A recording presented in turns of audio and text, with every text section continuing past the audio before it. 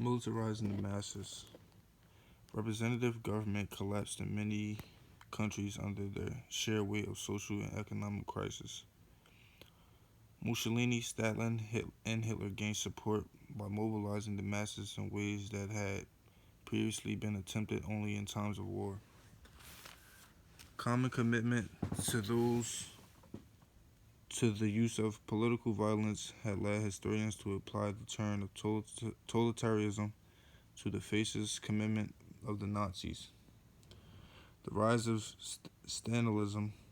Joseph Stalin led a astonishing transformation of the USSR in the 1930s.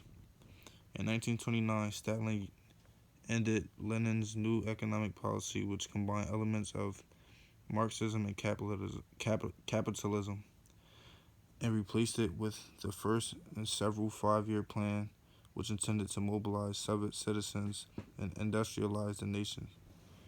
Japan expansion.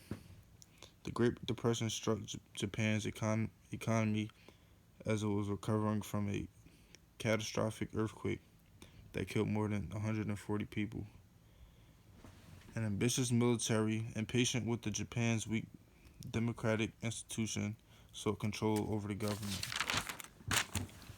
Japan military won out over the liberal politicians. Hitler's rise to power.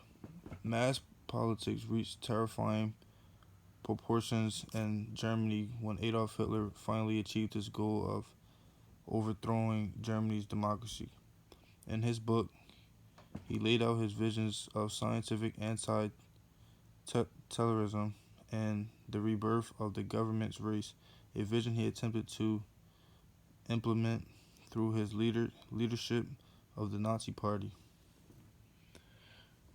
Devised modern propaganda techniques to build his appeal, and he also took command brutally and forcibly, closing down representative governments. Democracy mobilizes. As the democracy mobilizes, it was difficult to support in the tough economical times, but as the depression wore on, some governments, noticeably the U.S. and Sweden, undertook bold experiments to solve social and economical crises while still maintaining democratic politics. In the early days of the Depression, the U.S. lawmakers opposed giving direct aid to the unemployment and even used military force to put down a demolishing by jobless veterans in the nation's capital. Sweden's response to the crisis of the 1930s became a model for the post-war welfare state. Swedish government turned its economy around by instituting social welfare programs and central planning for the economy.